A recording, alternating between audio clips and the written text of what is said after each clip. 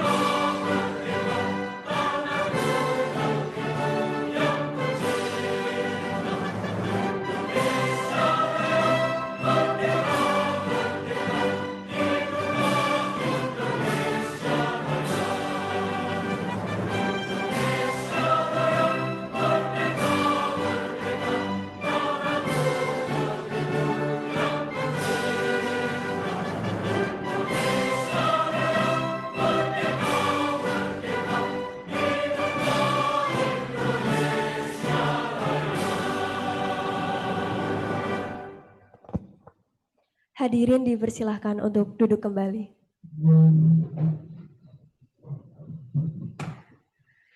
Selanjutnya, kita akan mendengarkan sambutan dari Wakil Kepala Pusdema. Kepada Bapak Dr. Yosef Yapitaum M. Hum, saya persilahkan.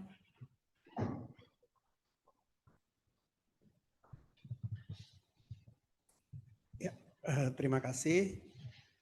Selamat siang, Bapak Ibu, baik yang hadir di ruangan ini maupun yang hadir secara daring melalui aplikasi Zoom. Senang sekali pada penghujung tahun 2022 ini kita bertemu lagi dalam acara diskusi rutin Pusdema yang kali ini mengambil tema yang sangat penting, yaitu mengungkap sepenggal sejarah Indonesia yang hilang.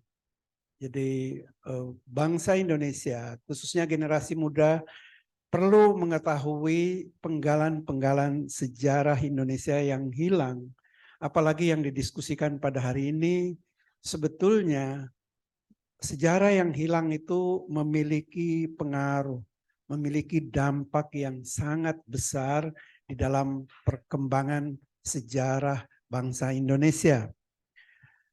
Dan secara khusus kita hari ini mengundang Pak Greg Paul Grain. Ya, kita tahu dia adalah seorang ilmuwan besar dunia yang secara khusus mengungkap tentang konspirasi pada tahun 1960-an antara Presiden John Kennedy dan Allen Dulles yang dampaknya itu sangatlah mempengaruhi arah dan perkembangan sejarah Indonesia. Sejarah kita menjadi seperti ini sebetulnya ada presidennya, ada peristiwa-peristiwa penting, dan itu hari ini coba untuk diungkapkan oleh Pak Greg Paul Grain. Kita senang sekali bahwa ya di penghujung tahun 2022 ini ada seorang ilmuwan besar dunia yang hadir di dalam forum diskusi Pusdema. Kita juga hari ini membahas ya selain persoalan politik internasional, juga membahas salah satu sepenggal sejarah budaya yang hilang, yaitu kita mengungkapkan posisi perempuan Papua lebih menjadi ya sebuah kajian kesusastraan. Dan turut berbicara pada forum ini juga mahasiswa Magister Sastra Pangestin Aprilia Senior Putri yang akan mengungkap relasi kuasa tokoh Irewa dalam novel Isinga. Senang sekali hari ini diskusi kita akan dipandu oleh Profesor Dr. Novita Dewi. I would like to welcome our special guest, Pak Greg Paul Grain, a well-known historian who studied intensively about conspiracy as United States foreign policy, especially in 1960s. Welcome to Yogyakarta. Welcome to Sanata Dharma University. Pak Greg, actually Romo Baskoro want to greet you directly from Amerika Serikat. But because of communication breakdown right now, Romo Bas couldn't provide introduction to our talk today. Romo Bas sent his greeting and respect to Pak Greg. Saya senang sekali diskusi kita merupakan diskusi tanpa kehadiran Romo Bas, dan bulan depan saya kira di dalam diskusi kita pada awal tahun depan itu Romo Baskoro sebagai Direktur Pusdema, beliau sudah kembali dari Amerika Serikat dan akan memimpin Pusdema seperti biasanya. Saya sebetulnya berharap bahwa mahasiswa Papua itu banyak yang hadir dalam diskusi kita pada siang hari ini. Saya mengirimkan itu pada organisasi mahasiswa Papua, karena ada banyak hal penting yang perlu diketahui oleh mahasiswa Papua sebetulnya. Dalam acara makan siang tadi, Pak Greg juga bercerita suatu hal yang selama ini kita tidak tahu, yaitu kehebatan pelaut-pelaut Papua pada masa kolonial. Dan itu tidak pernah kita ketahui itu. Sangat inspiratif. Dan mudah-mudahan diskusi kita hari ini itu direkam dan akan disiarkan melalui official YouTube dari Pusdema, dan kita akan tag orang-orang Papua untuk terinspirasi juga dari pembicaraan kita pada siang hari ini. Demikian pengantar saya. Sekali lagi saya mengucapkan banyak terima kasih untuk Pak Greg, Lia, Prof. Novita Dewi. Saya mengucapkan selamat berseminar. Terima kasih.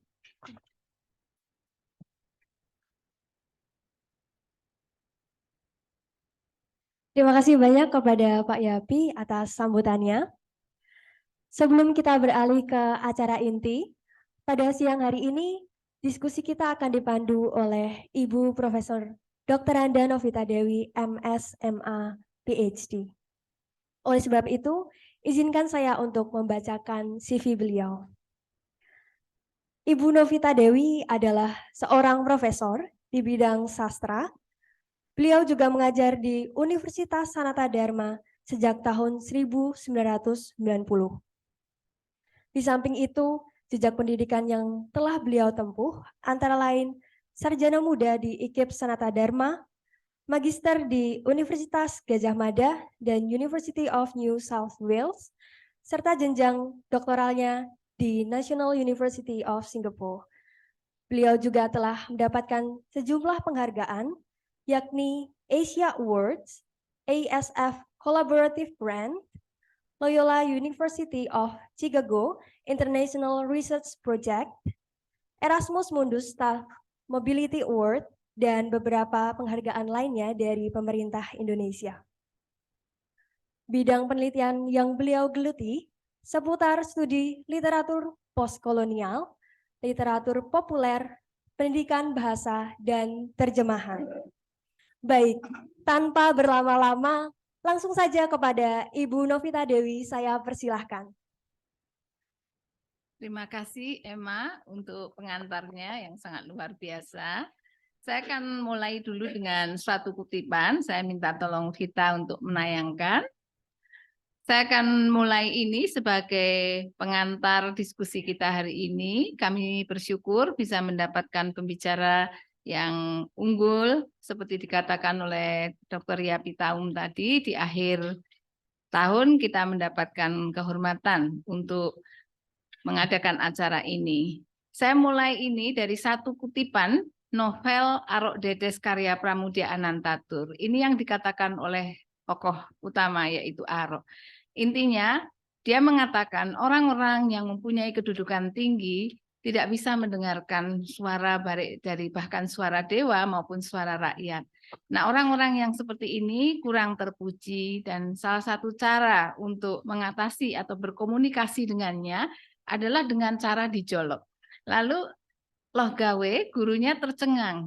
Dijolok itu diapakan? Saya sendiri sebagai orang Indonesia tidak tahu artinya sampai saya mencari-cari di kamus dan akhirnya saya juga melihat di kamus di terjemahan karya ini Arok of Java, di situ ternyata dipakai masyeti, jadi seperti parang. Nah, hari ini kita akan melihat orang-orang yang ternama, orang-orang yang berkedudukan, tetapi tidak seias kata antara perbuatan dan perkataan, dan bahwa seperti yang dikatakan Arok, orang yang mempunyai pengetahuan tetapi tidak digunakan itu percuma saja, harus berani mengutarakan. Nah, kita akan memakai masyeti, kita tidak memakai parang yang ganas seperti itu, tetapi parangnya adalah hasil riset bertahun-tahun. Nah, siapa yang akan menggunakannya adalah tamu kita yang duduk di sebelah saya ini. Mari kita beri tepuk tangan dulu untuk Pak Dr. Greg Paul Green. Lalu siapa beliau itu? Mari kita lihat. Saya akan menyebutkan beberapa saja. Sebenarnya ada banyak. Silakan, Mbak Vita. Ya. Ada 10 fakta. Sebenarnya banyak fakta tentang Pak Greg ini, tapi saya sebut 10 saja. Fakta yang pertama, tentu tidak bisa dipungkiri, beliau adalah seperti tadi dikatakan oleh Pak Yapi, sejarawan unggul kelas dunia dengan keahlian khusus ya sejarah hubungan Indonesia dan Amerika serta juga isu-isu yang relevan lainnya. Itu fakta yang pertama. Lalu fakta yang kedua dari Pak Greg itu dia adalah seorang kutu buku. Dia senang membaca dan bacaannya membuat saya sebagai penggemar sastra malu ya. Bacaan sastranya banyak sekali. Saya juga pernah dikirim karya sastra tentang perang di Kambodia untuk saya khusus dikopikan. Terima kasih. Belum selesai membaca saya lupa. I haven't finished reading. Dan salah satu buku yang disenangi adalah karya Ernest Hemingway, The Old Man and the Sea. Dan ini mengarah ke kenyataan yang ketiga tentang Pak Greg. Yakni dia sendiri adalah seorang penjelajah, mungkin ingin menjadi seperti seorang Santiago. Dan yang menarik pada tahun 1978 mendarat di Jakarta, menaiki kapal Tampomas. Saya juga belum pernah tahu.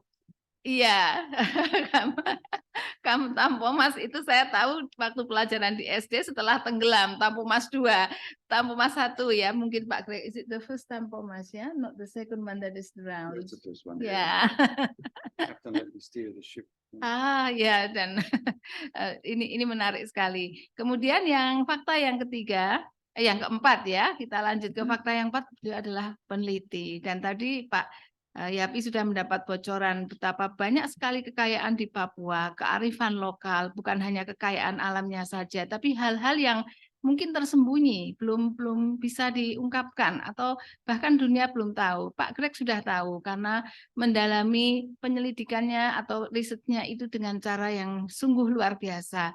Saya bertanya ke Romo Baskoro, Pak Greg is a hands-on researcher ya, jadi dia sungguh-sungguh datang mengalami hidup di sana ya, sehingga bisa mengerti hal-hal lain yang mungkin tidak bisa didapat oleh peneliti lain karena tidak melakukan hal yang dilakukan oleh Pak Greg.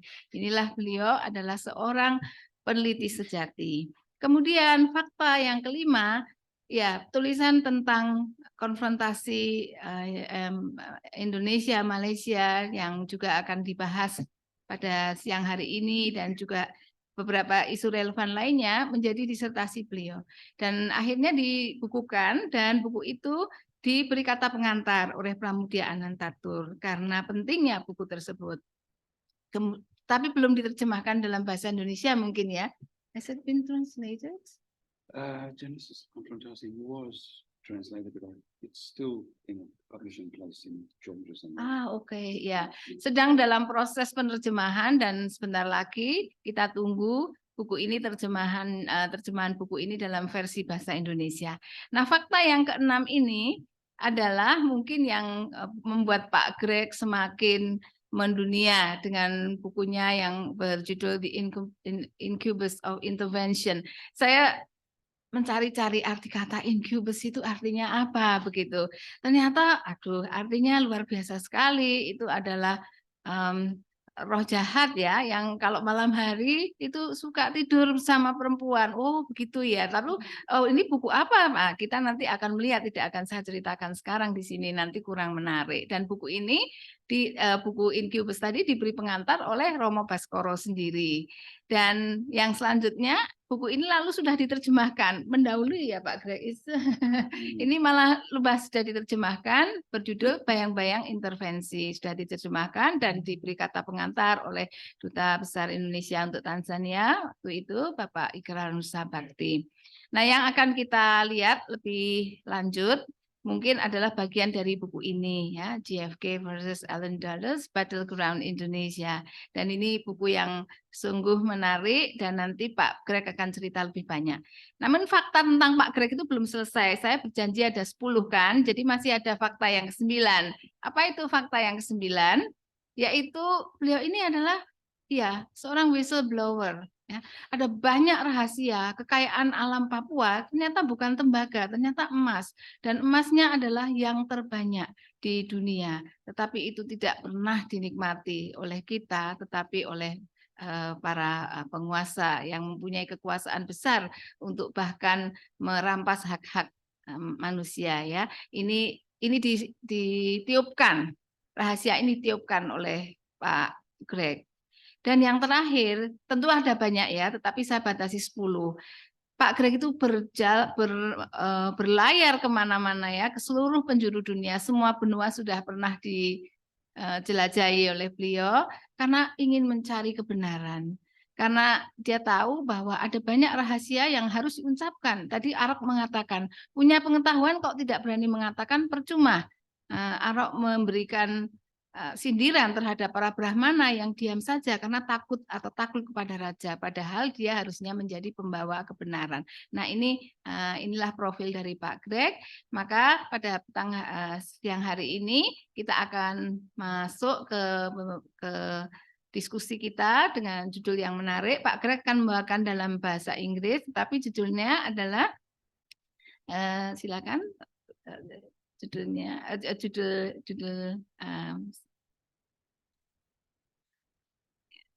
Supaya ada gambaran sedikit apa nanti yang akan dibicarakan oleh Pak Greg, itu ada judul ya. Nah, judulnya Sepenggal Sejarah Indonesia di tahun 1960-an, Perseteruan John F. Kennedy dengan Alan Dulles. Maka saya akan serahkan sekitar 20 menit, about 20 minutes, Pak. Yeah.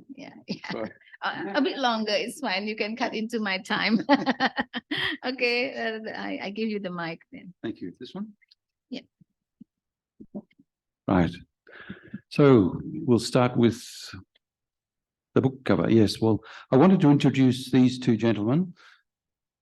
Yeah, the one on the left is John Foster. He was Secretary of State under the President Eisenhower. And the man that we're focusing on is on the right, the smiling younger brother, Allen Dulles. And these two were two of the most powerful people under President Eisenhower in the 1950s in America, in the United States. Now, next slide. Summary of what I'd like to deal with today would be briefly talking about Allen and his role in Indonesia, starting off with way back in the 1920s when he was a lawyer, when he was in the PRRE, the Civil War in 1958, his involvement with UN Secretary General Dag Hammarskjöld, and his involvement with New Guinea, because that's really how President Kennedy became involved in Indonesia. And finally, if we have time, we could talk about post-Kennedy. He was killed, assassinated in 1963. We're talking about 1965, if there's time. Next, just a quick map to give you an idea of how wide, how big Indonesia is. That's transposed onto the United States. You can see goes right across the United States, plus New Guinea, plus Netherlands, New Guinea, or West Irian, Papua. It's even wider than the United States. And a map of Southeast Asia in general coming up there, just to provide the complete picture. Now, this is interesting because I wanted to point out the archipelago, starting from Aceh over in the west. There's some islands over there called the Nicobar Islands, just out off the picture, which they now belong to India.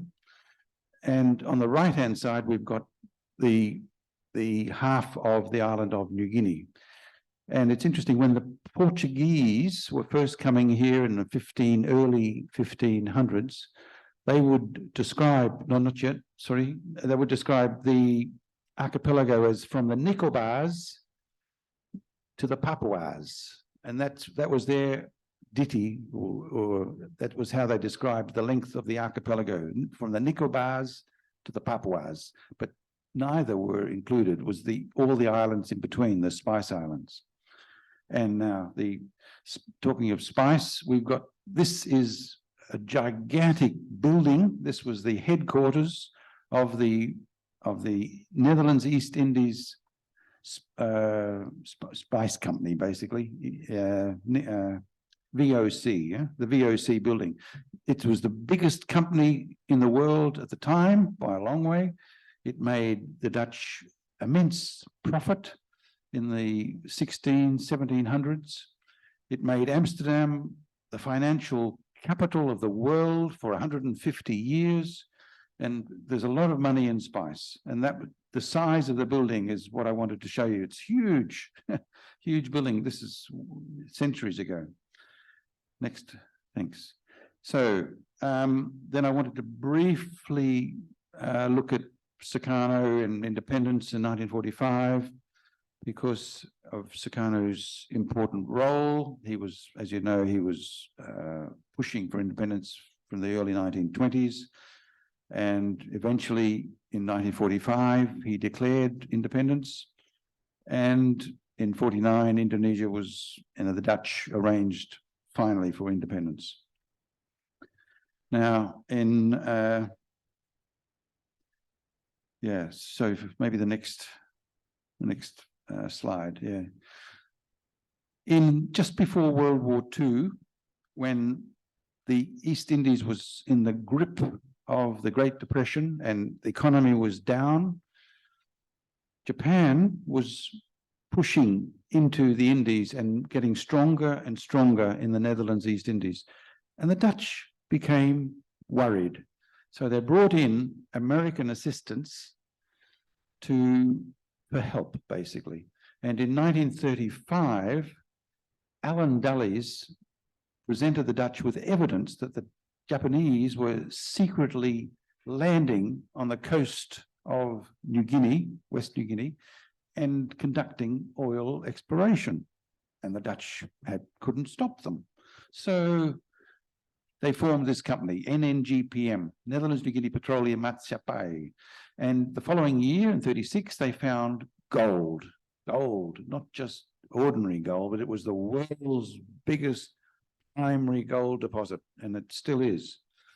But they kept it quiet because Japan was about to invade. Adolf Hitler had wanted to release or get West New Guinea. The Japanese parliament wanted West New Guinea because they knew it was rich, but they kept the actual gold discovery very quiet. So the NNGPM found gold in 1936, and I interviewed the man, Jean-Jacques Dozy, who found the gold, and he told me how rich the gold was. And this has never been made public by the company that now mines the gold, Freeport. It's been always described as 2 grams per ton, when in reality it was 15 grams per ton. So there's a lot of gold that has been mined since the 1970s, which has gone somewhere, but not to Jakarta anyway. Perhaps the next slide, just to give you an idea of what New Guinea is like. When they discovered this gold in 1936, these pictures here of the mountains show you how steep and how rugged it is, you know. There were mountains up there 5,000 meters in elevation, and it takes this, you can see the great cliff there, it takes 3 days to climb up that cliff face. And the other photograph on the left is, you can see a bit of white, it's actually snow taken from the coastline. So you, on a very clear day, you used to be able to see snow from the edge, but now the snow is melted away. And the 3 on the left were the 3 Dutchmen who climbed to the top of Mount Carstens in 1936.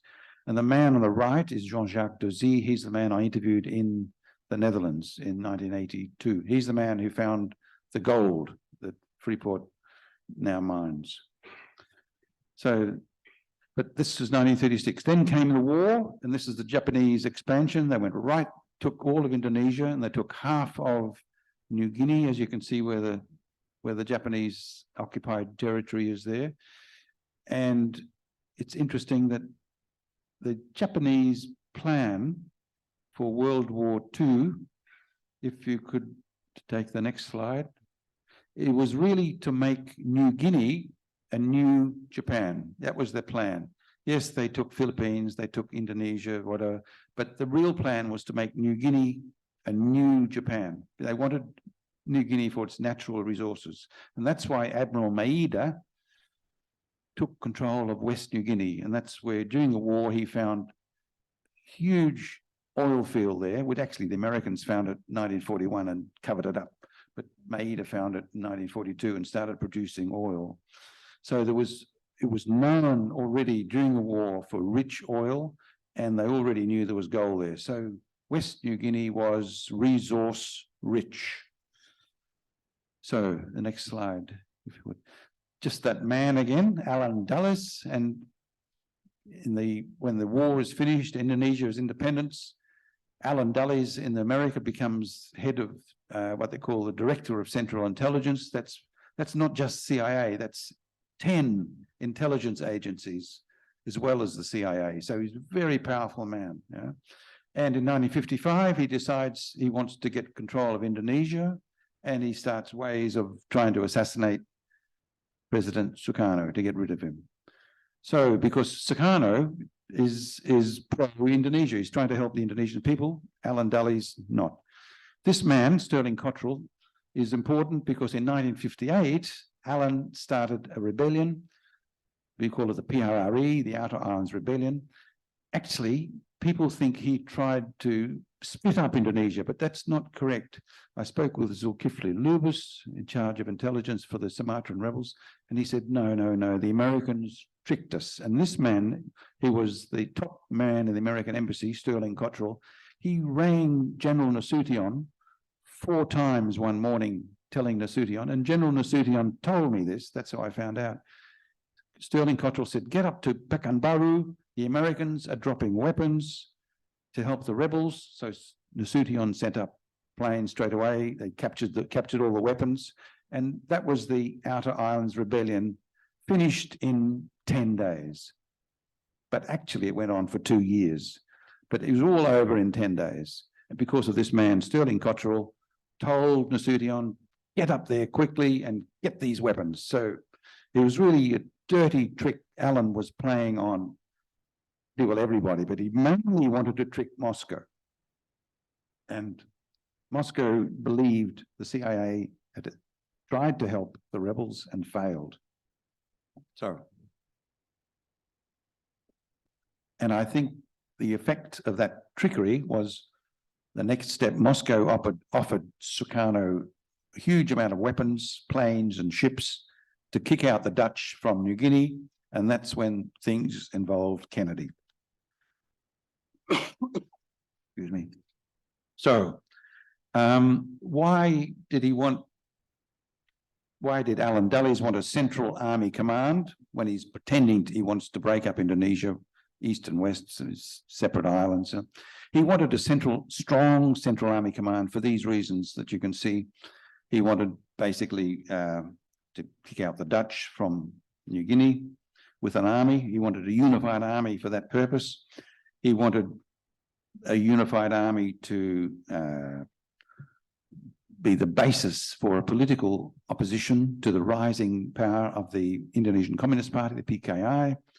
And he also wanted a strong army eventually to kick out Sukarno. So, and he got it by this devious means that people still think Allen was trying to help the Sumatran rebels, but Zulkifli Lubis, who was head of the rebels' intelligence, told me the Americans tricked us, quote unquote. So a map of New Guinea, yeah, just to give you an idea of how big it is. It's a huge island, the world's biggest tropical island after Greenland. And it's just a vast amount of territory. And it was a real goal to get control of the Dutch half, because it was so rich with natural resources, oil, gold, and quite a lot of other potential, timber for sure. So Sukarno visited Washington, he visited Kennedy to get help, and this is just a famous photograph of them in the car together. And Kennedy realized that he didn't want to be involved in this struggle over sovereignty of West New Guinea between Sukarno and the Dutch, because he wanted both of them on his side in the Cold War. So what he did, this shows he, in April 28th, 1961, he got help from the UN Secretary General, Dag Hammarskjöld, and he asked Hammarskjöld to intervene. Kennedy took a step back and he wanted Hammarskjöld to intervene. And Hammarskjöld was planning to grant independence to the Papuan people in the end of 1961 and introduce a whole program of UN assistance. And by that means, Kennedy wasn't involved in the dispute. But Allen Dulles realized if Hammarskjöld did that, he would mess up Allen Dulles' plans for regime change, the gold, and God knows what else. But I think there's a strong reason for Allen Dulles to be involved in the assassination of Dag Hammarskjöld. And just 2 months ago, the UN brought out another report on the death of Dag Hammarskjöld, and they mentioned what I've been proposing, and they suggested maybe this will require another UN investigation to sort out whether Allen Dulles was deliberately involved in killing Dag Hammarskjöld, in the same way that if you show the next one, yeah, Dag Hammarskjöld's deputy was a fellow called George Ivan Smith, and I interviewed him he was retired, living in England, and he basically said Hammarskjöld was killed and the CIA was involved. There were 2 CIA planes, etc., etc. And the altimeters, that's the measure how high the plane goes. the altitude of the planes when it's flying. Somebody had fiddled with the altimeters, and that's why the Dag Hammarskjöld's plane crashed. So if there is another UN investigation, they'll have to check the altimeters again. The next one. I put this in just to show that Alan Dulles was found in 1975, long after he's dead, to be primarily responsible for the death of this man, Patrice Lumumba, the first president of the Congo. So he killed, Alan Dulles was responsible for his death in 61. And I'm saying later in the same month, in the same year, Alan was quite possibly involved in the death of Dag Hammarskjöld as well, in the Congo as well. That's Hammarskjöld himself there. So we come to the struggle for New Guinea sovereignty, and the next struggle is when Hammarskjöld is killed, Kennedy has to put himself forward to settle the dispute between the Dutch and the Indonesians. And next one, the Dutch at this time were really under a lot of control from this man Luns, Joseph Luns, foreign minister for 17 years. And his intervention really did so much to bring about the end result that we know today. I interviewed Luns when he was Secretary General of NATO in Brussels. He was 17 years foreign minister and about 12, I think, years in NATO, Secretary General of NATO. Big tall man, trained by the Nazis in Berlin before World War II. So he was quite a diplomat. So that's Joseph Luns. Now, the US, when the dispute over New Guinea sovereignty settled, it was the New York Agreement, and the person who settled that was this man called Ellsworth Bunker, who was a close friend of Alan Dulles. And if you could take the next shot. Yeah, that's Ellsworth Bunker. Very smooth. He was already early 1950s. When Alan was first director of CIA, he asked Ellsworth Bunker to be his deputy, to give you an idea how close they were. But Bunker said, no, he'll stay outside the company because he can do more there. And he did. For example, this intervention in 1962, the New York Agreement. The other person I interviewed was this one, Adam Malik. We're familiar with him. He was former vice president. And I interviewed him just when he retired. And he was really quite willing to say quite a lot because he only had less than 1 year to live. He died of cancer later, about less than a year after I'd talked to him, telling me about Indonesian history, basically, and his role in the struggle in 1965 and in the independence struggle, things like that.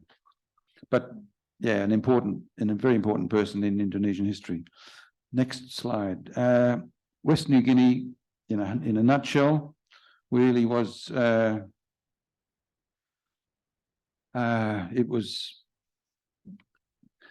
West New Guinea had to be taken control of by according to Rockefeller Group, they wanted West New Guinea to be part of Indonesia. And Sukarno did that with his anti-colonial struggle. And the next step was to get rid of Sukarno. So once they'd used Sukarno to get New Guinea, which is celebrated in a different way because it's still celebrated as an anti-colonial struggle. And when Sukarno arrived in Jayapura in 1963, 1st of May, it was a great celebration, but he did not realize he had less than 30 months left, because once he'd got New Guinea, then the big business, the big Rockefeller industry wanted Sukarno out, because Sukarno would have helped Indonesia. Rockefeller he wasn't worried about Indonesia, he was worried about profit.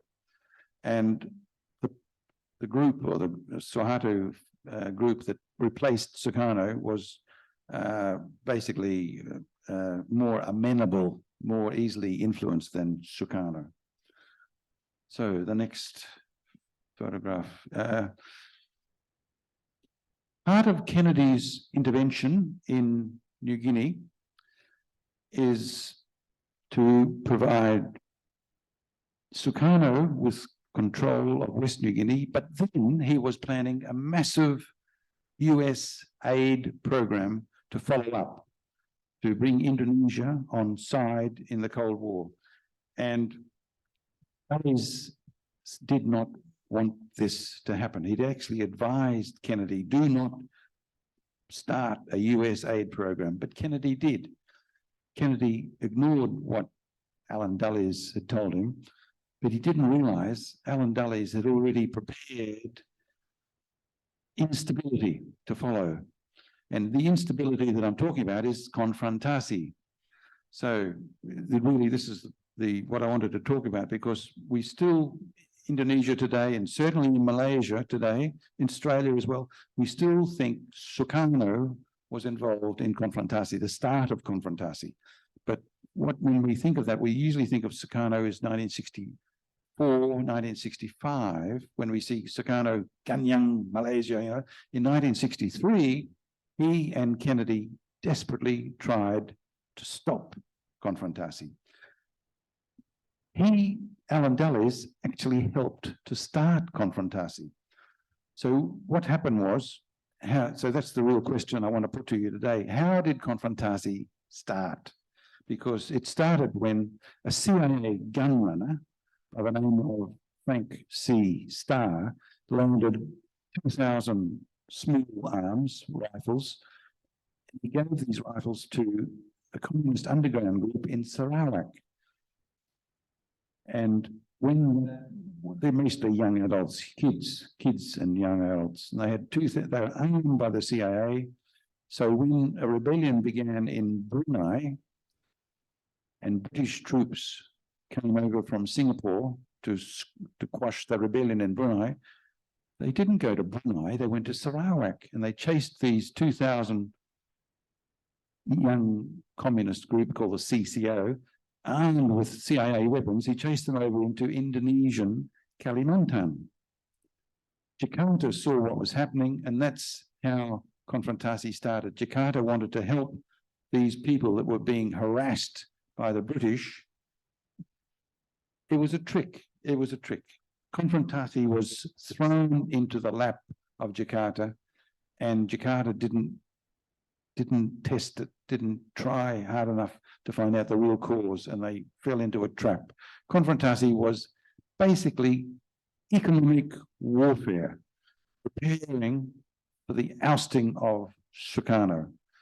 In 64, 65, 70% of the Indonesian economy was being channeled in towards confrontasi. That's why inflation went through the roof. Now, the other question was, I talked about British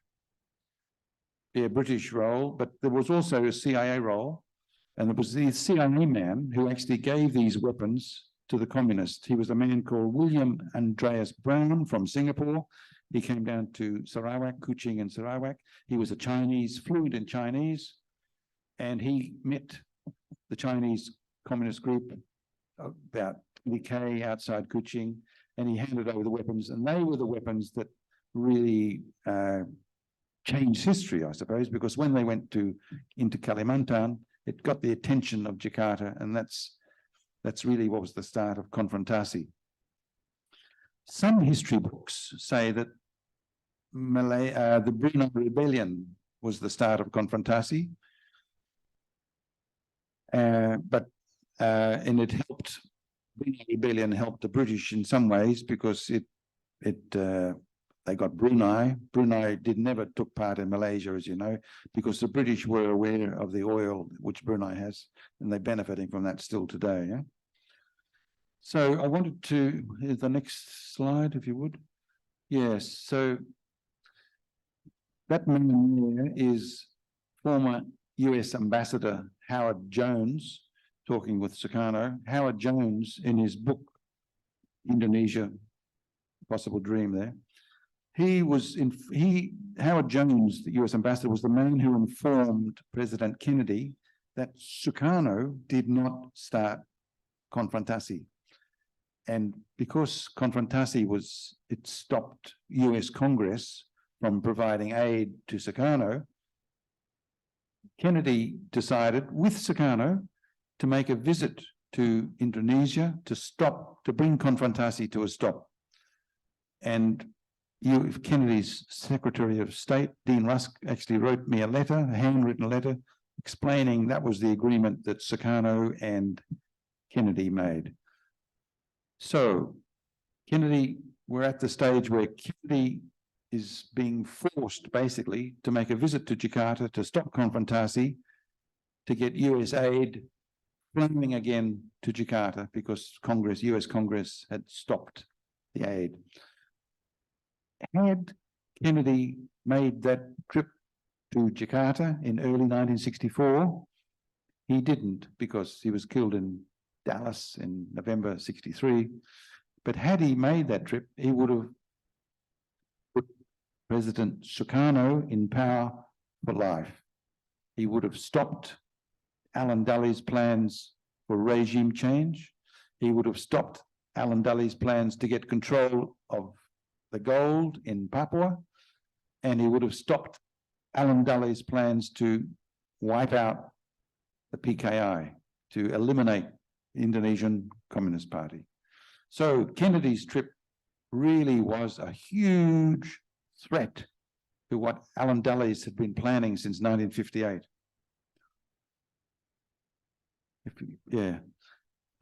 This is just going back to the man that was accused of starting the Brunei Rebellion in December 1962, a fellow called Azahari.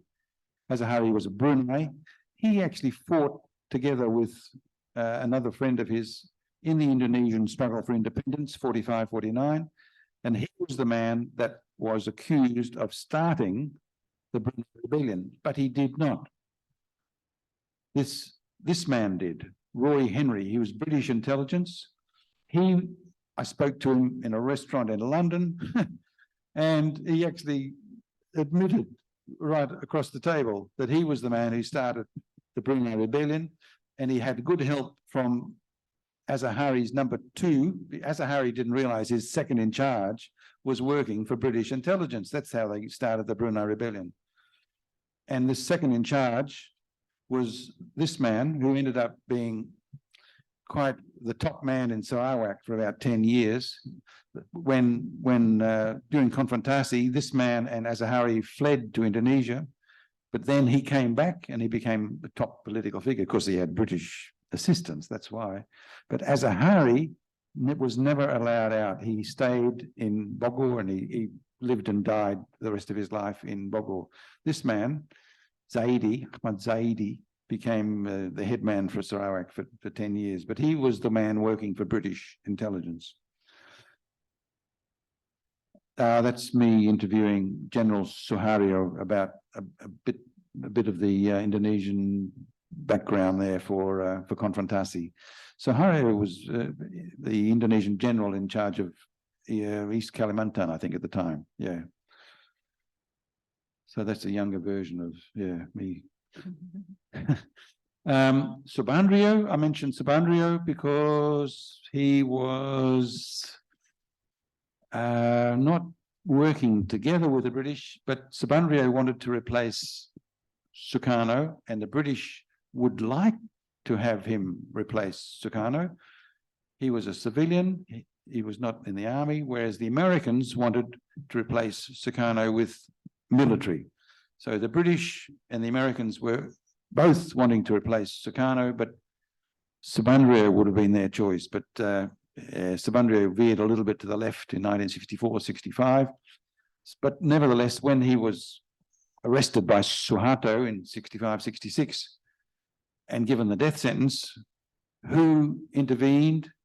Queen of England, and saved the life of Subandrio, saved the execution. Subandrio spent many years in prison, and I chatted with him through his front door of his house, but he wouldn't let me inside because he knew the question I wanted to ask, because he was a bit close to the British, but not in the same way that, say, Lee Kuan Yew was in Singapore. Lee Kuan Yew was a British agent, trained by the British.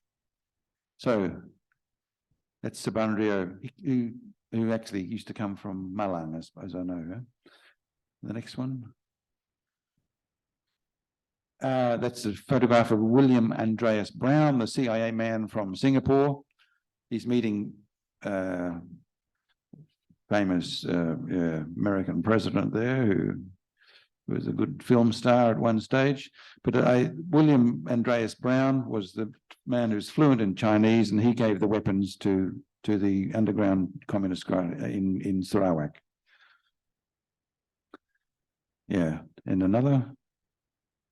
Oh, it's another CIA man that I got a photograph of working together with William Andreas Brown. He came down. I got that actually from the British intelligence fellow from Sarawak. His daughter used to, when his daughter was a young girl, this man used to say, "Oh yeah, I'm with the CIA. I'm with the CIA," and she thought that was a bus company. You know, she said it wasn't a bus company. It's an intelligence group. You know, but she didn't know that at the time. Anyway. Next. Yeah, we're leading up to 1965 here with Sukarno and AIDIT. This follows the assassination of Kennedy in 1963. They had to stop Kennedy from coming because it would have changed so much. And the main result of Kennedy's proposed visit in 1964 would have been to keep Sukarno and to stop he would have resulted in the lessening of support for the PKI, because Kennedy was going to pour in US aid and increase the standard of living, and that was the argument for decreasing support for the PKI, mainly land reform, you know. As you know, most of the people in the PKI were Patani, and they simply wanted a bit of land to grow a bit of rice for the family. You know, that's about 90% of the PKI were poor rice farmers, and that was it. They had no political connection whatsoever. However, that's just an interesting photograph. This was AIDIT with General Nasution when the dispute between Moscow and Peking was getting worse, the Sino-Soviet dispute. AIDIT and tried to befriend a little bit more Nasution to reduce the pressure of the army on the PKI, but this is leading up, of course, to 1965. You don't see AIDIT in a photograph like that with Suharto, and nevertheless, Suharto was probably a lot closer than Nasution to AIDIT. AIDIT trusted Suharto in 1965 period, and but it didn't work out in the same way that people like Colonel Abdul Latif, who was prominent in the 30th of September movement, trusted Suharto. Suharto did the backtrack, and that was another man, Latif. Where's Latif? Latif Latif was the man I interviewed in Chipinang prison. He and Untung became head of, started the 30th of September movement, which was accused of killing the generals. But of course, Latif and Untung never intended anybody to be killed. And Latif told me that. No, the killing was not on the agenda. So who changed the rules the night before the generals were kidnapped? And in my book, in my JFK book, I'm saying the person who changed the rules at the very last minute, just before midnight, was a close friend of Suharto. A man came down to Lubang Buaya and gave new orders, dead or alive. And as soon as Latif and as soon as Untung found out the next day that generals had been killed, they stopped the 30th of September movement straight away. They disagreed absolutely. Nobody was to be killed. So the killing of the generals was not their idea at all. It was, I think, Ali Matopo and friends of Suharto who were involved in the 30th of September movement. It's never been suitably explained to the Indonesian people. But maybe if you read chapter 6 in my book, it might help. Have I got much longer? Not really. Not really. I should finish there then. Yeah. They're just the generals killed. And any more slides? Maybe Matopo, Ali Matopo, yes. And the next. That's just a US telegram saying that Ali Matopo personally killed a lot of people. And I'm saying he killed Dul Arif, who was the man who sent the trucks to the generals. And because Ali Matopo gave him the instructions, dead or alive, Dul Arif had to go. And that, yeah, another slide. Marshall Green was US ambassador in the 65 period. He was meeting secretly with Suharto. And Marshall Green says this in his own interview with Library of Congress. He explains quite a lot, but of course he didn't explain it until the late 1980s, 20 years later. But if you ever bother to read the interview with Marshall Green, he says quite a lot, because at the time he was nearly in the grave as well, a bit like Adam Malik. Any more? There's one there of Kissinger coming up. We can't forget Henry Kissinger, because that's Green is accused of being the CIA again. Of course he was. Kissinger, here we go. The man who wanted to drop small atomic bombs on China in the 1950s to teach them a lesson. The Sino-Soviet alliance, he was involved in that. And Kissinger, of course, is still alive today, 99 years of age, still giving interviews. I haven't got to him yet, but the next one should be about the finish, I think. There is Suharto and Green in their living room celebrating, that's 1969, I think. It was just when Green returned, finished his role as ambassador, and Suharto was on his way to become president. We might call it there. Thank you. Yeah, okay, let's give applause to thank you, Pak Greg. I'm just wondering, how do you get interviewed with these people? Yeah, how do you get access to that? Well, for example, when I interviewed Joseph Luns, Dutch foreign minister, he was, when he was NATO Secretary General, he would not see any Dutch people at all. He just wouldn't have anything to do. So a lot of Dutch people said, same question, how did you get to him? You know? Well, there was Joseph Luns' son, Huub Luns, was going around Holland, small towns in Holland, and I was in a small town called Lichtenvoorde, helping a Christian brother teach English, actually. Pater Schramer, his name was Pater Schramer, I remember. Anyway, he said, "Oh, Greg, this Huub Luns is here. You must talk to him, because he's the son of a famous person." And so he arranged for me to 3 times. I spoke with Huub in Amsterdam, and he said, "Oh, you must speak with my father," and he just rings up NATO headquarters. So that's how I got to see Joseph Luns. Yeah. Ini Pak Greg ini punya cara untuk menemui orang-orang yang mungkin sulit ditemui, tetapi saya sangat penasaran bagaimana orang-orang itu bisa dengan mudah ditemui. Dan ini orang penting, saya mencatat ada sekitar 30 lebih ya di sini.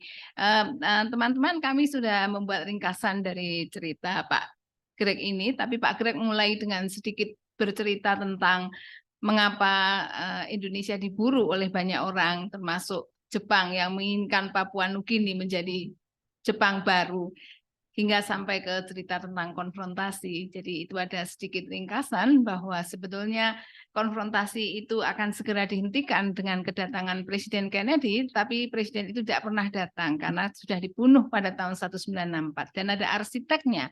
Dan tadi Pak Greg cerita tentang arsiteknya, yaitu Alan Dulles, orang yang sangat luar biasa licik, dan dia juga orang di belakang pembunuhan Presiden Patrick Lumumba, dan juga Sekjen PBB Dag Hammarskjöld, lalu masih banyak lagi orang-orang yang diincar, dan Soekarno memang sangat diincar karena dia akan menggagalkan rencana besarnya. Jadi Presiden Soekarno akhirnya tidak jadi bertemu dengan Presiden Kennedy, lalu akhirnya kita mendengar tentang Ganyang Malaysia yang sebetulnya itu tidak pernah diinginkan karena sebetulnya sudah dirancang untuk berdamai, tetapi Kennedy tidak pernah datang dan kita berterima kasih pada si orang jahat ini. Baik, itu tadi dan saya akan menutup juga dengan kutipan yang ada di buku Pak Greg. Buku ini diberi pengantar oleh Pramudia Anantatur, bercerita tentang rencana bahwa Kennedy dan Soekarno tidak pernah bertemu, lalu alur sejarah menjadi berbeda. Nah, sekarang mumpung ada Pak Greg, nanti kita bisa tanya, tetapi sebelum itu kita akan memberi kesempatan kepada peneliti kedua untuk mengisi acara bagian kedua ini. Nah, saya akan memperkenalkan dulu siapa pembicara kita yang kedua. Sebelum itu, silakan Mbak Pangestin Aprilia Sendur Putri. Kita beri tepuk tangan untuk peneliti yang masih muda dan juga punya prestasi. Nah, selanjutnya apa latar belakangnya? Ya, ini sepertinya masuk di Magister Sastra Indonesia agak kesasar ya, karena latar belakangnya adalah filsafat, tetapi filsafat dan sastra sangat dekat. Jadi ini baik sekali. Sudah selesai dari Fakultas Filsafat Universitas Gadjah Mada dan meneruskan di Magister Sastra Universitas Sanata Dharma. Lalu aktivitasnya apa? Aktivitasnya banyak sekali ya, dan itu saya hanya mengambil 3 saja yang paling dekat tahunnya, menjadi fasilitator dan berbagai relawan ya di beberapa kesempatan, dan ini dilakukan dengan sungguh-sungguh karena dia juga mendapatkan beberapa penghargaan. Nah, silakan Vita. Lia ini juga delegasi Indonesia di berbagai pertemuan internasional. Saya ambil saja pertemuan di tahun 2001 ya, dia menjadi wakil banyak sekali yang diwakilkan di sana. Ada Asia Women Convention, Asia Australia Exchange and Conference, lalu yang terakhir mungkin sebelum ini semasa pandemi ya, Lia, Asia Pacific Youth SDG Summit. Dan tidak hanya delegasi datang-datang main-main saja, tetapi ada yang dilakukan di sana. Apa yang dilakukan itulah yang dibuktikan oleh berbagai prestasinya ya. Dia menjadi pembicara dan bahkan menjadi finalis dari kompetisi yang diadakan waktu itu, dan juga meraih beberapa penghargaan, medali perak 2 kali ya, untuk presentasinya itu dan juga untuk poster yang digelarnya. Itu antara lain prestasi dari Lia. Dan kemudian satu hal lagi mungkin Mbak, buku.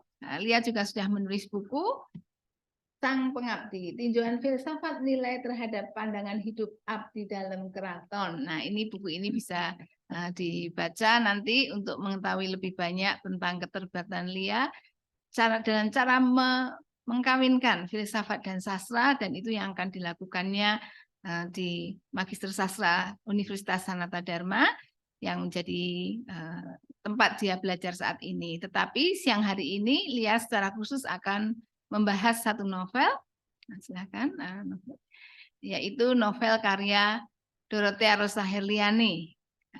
Beliau ini adalah murid dari Bapak Yosep Yapitaum ya, dia alumni Fakultas FKIP jurusan Sastra Indonesia. Nah, topik yang akan dibawa Lia adalah ini, relasi kuasa tokoh Irewa dalam novel Isinga karya Dorothea Rosa Herliani. Dan dia akan memakai perspektif dari Foucault.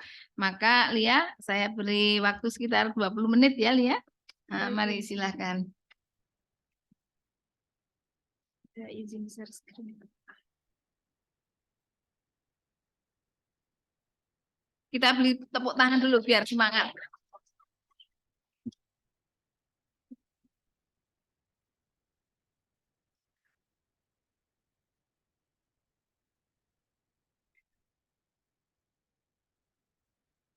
Baik, terima kasih Bu Novi atas pengantarnya. Yang terhormat Bapak Ibu dan juga teman-teman yang hadir siang ini, hari ini saya berkesempatan untuk memaparkan tulisan saya yang berjudul Relasi Kuasa Tokoh Irewa dalam roman Papua Isinga Perspektif Foucault. Baik. Dalam pemaparan ini, kita akan membahas latar belakang kenapa saya menuliskan ini. Yang kedua adalah tentang teori relasi kuasa dan seksualitas dari Michael Foucault. Yang ketiga adalah tentang novelnya, yaitu Roman Papua Isinga karya Dorothea Rosa Herliani. Yang keempat adalah hasil analisis, dan yang kelima adalah kesimpulan. Baik, latar belakang kenapa novel ini saya tulis, saya memilih novel ini sebagai objek material dari kajian ini adalah karena temanya tentang subordinasi terhadap perempuan adalah isu yang sangat dekat dan nyata. Sampai saat ini isu-isu tentang ketidakadilan terhadap perempuan itu masih eksis di sekitar kita. Nah, di samping itu, sastra itu memberikan tidak hanya sebagai rekreatif, tapi juga reflektif, sehingga dengan mengkaji karya sastra diharapkan dapat mendorong terjadinya perubahan, karena sastra mempunyai daya ubah yang besar. Kemudian perspektif Foucault ini digunakan dengan tujuan agar dapat memberikan kontribusi baik secara akademis maupun secara praktis. Yang kedua adalah bagaimanakah sebenarnya relasi kuasa dan seksualitas dari Michael Foucault. Sebelumnya ini ada sedikit pengantar. Siapakah sebenarnya Foucault itu? Foucault adalah seorang filsuf yang lahir pada 15 Oktober 1926 dan meninggal pada 25 Juni 1984. Fokus kajian Foucault terbagi menjadi beberapa tema, diantaranya adalah sejarah, sosial, bahasa, dan juga kritik sastra. Teori-teorinya membahas hubungan antara kekuasaan dan pengetahuan dan bagaimana mereka digunakan untuk membentuk kontrol melalui lembaga-lembaga kemasyarakatan. Baik, membahas teori Foucault, pasti kita akan dihadapkan pada teori tentang power and knowledge. Foucault mengatakan bahwa kekuasaan didasarkan pada pengetahuan dan memanfaatkan pengetahuan. Power dan knowledge ini adalah mempunyai hubungan yang saling berkelindan. Karena power menghadirkan knowledge dan juga pengetahuan dapat menghadirkan kekuasaan juga. Dalam esainya yang berjudul Price and Talk, Foucault mengatakan bahwa kekuasaan dan pengetahuan tidak dapat dilihat sebagai entitas yang independen. Pengetahuan selalu merupakan pelaksanaan kekuasaan dan kekuasaan selalu merupakan fungsi dari pengetahuan. Foucault memahami kekuasaan atau pengetahuan sebagai sesuatu yang produktif sekaligus membatasi. Kekuasaan dan pengetahuan tidak hanya membatasi apa yang dapat kita lakukan, tetapi juga membuka cara baru dalam bertindak dan berpikir tentang diri kita sendiri. Selanjutnya, struktur kekuasaan itu tergantung dari bagaimana struktur pengetahuan itu dibentuk. Misalkan struktur kekuasaan dalam bidang kesehatan ataupun seni itu juga tergantung bagaimana pengetahuan tentang kesehatan dan seni itu dibentuk.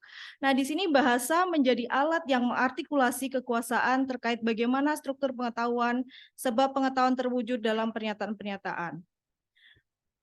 Foucault fokus terhadap konsepsi bahasa dan praktik yang menyatu dalam konsep diskursus. Praktis diskursif dan pembentukan wacana. Foucault menentang teori formalis bahasa yang memahami bahasa sebagai suatu sistem yang otonom dengan aturan dan fungsinya sendiri. Kekuasaan bagi Foucault terdistribusi di semua relasi sosial dan tidak dapat direduksi menjadi bentuk-bentuk dan determinasi yang terpusat. Kuasa tidaklah dimiliki, tetapi dipraktikkan dalam suatu ruang lingkup di mana ada banyak posisi yang secara strategis berkaitan satu sama lain. Kekuasaan terbentuk melalui sebuah struktur, aturan-aturan, sistem-sistem regulasi di mana saja ada manusia, maka hubungan itu juga dapat menghasilkan kekuasaan.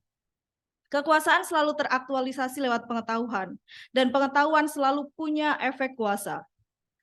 Selanjutnya adalah hal yang perlu kita cermati dari konsep kekuasaan ini, bahwa kekuasaan dalam hal ini tidaklah bersifat represif atau memaksa.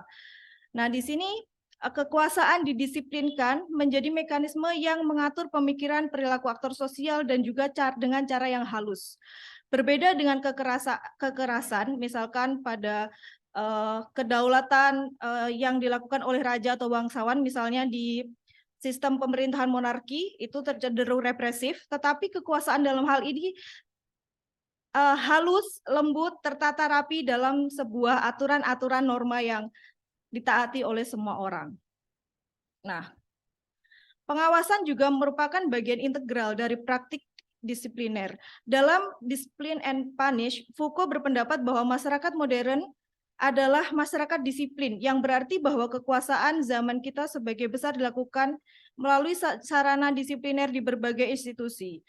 Sebagaimana tadi yang sempat disinggung di depan, bahwa institusi, aturan, dan rules itu adalah bentuk pendisiplinan, supaya kita manusia itu terdisiplin dalam suatu norma tertentu.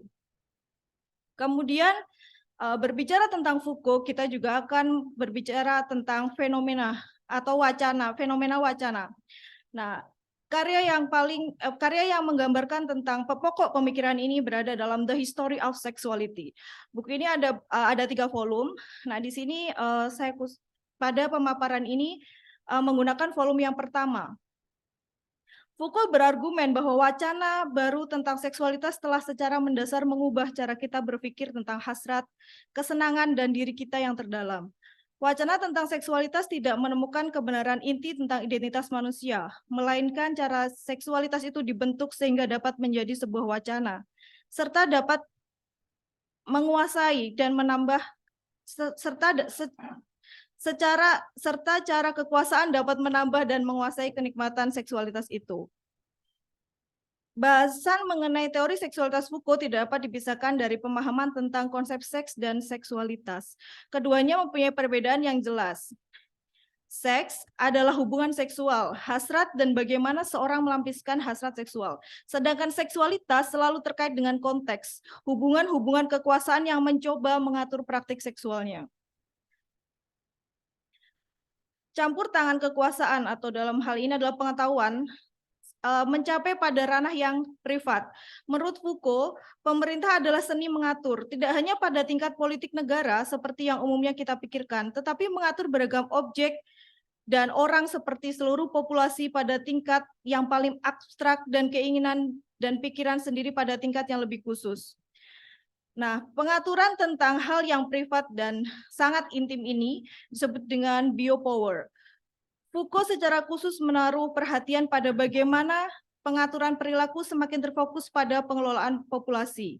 Dalam hal ini, tidak seperti kekuasaan pendisiplinan yang ditujukan untuk melatih tubuh individu, pengelolaan populasi mengandalkan biopower yang dipahami sebagai kebijakan dan prosedur yang mengatur kelahiran, kematian, reproduksi, serta kesehatan dan penyakit.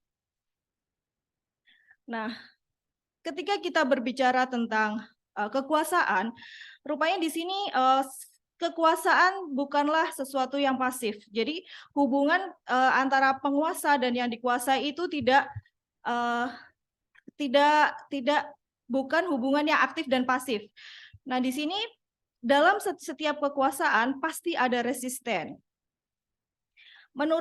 Meskipun kekuasaan telah mencapai pada titik yang privat dalam bukunya The History of Sexuality, volume 1, Foucault menjelaskan bahwa tetap akan selalu ada perlawanan. Perlawanan bersifat produktif dan hubungan antara mereka yang berjuang untuk kekuasaan tidak hanya dapat direduksi menjadi hubungan tuan budak atau hubungan penindas korban. Agar ada hubungan di mana kekuasaan dilaksanakan, harus ada seseorang yang melawan. Justru karena ada resisten ini, makanya kekuasaan itu bisa terjadi. Foucault melangkah lebih jauh dengan menyatakan bahwa di mana tidak ada perlawanan, pada dasarnya itu bukan hubungan kekuasaan. Jadi baginya perlawanan tertulis dalam pelaksanaan kekuasaan. Kekuasaan harus dilihat sebagai kata kerja. Jadi kekuasaan bukan hanya kekuasaan bukanlah bersifat pasif, tetapi aktif. Sesuatu yang bukan suatu benda yang ada atau yang dapat dipegang. Jadi seperti yang sebelumnya dibahas bahwa ketika kekuasaan itu terjadi, tidak serta-merta objek yang dikuasai ini hanya diam, tetapi selalu ada resistensi terkait kekuasaan tersebut.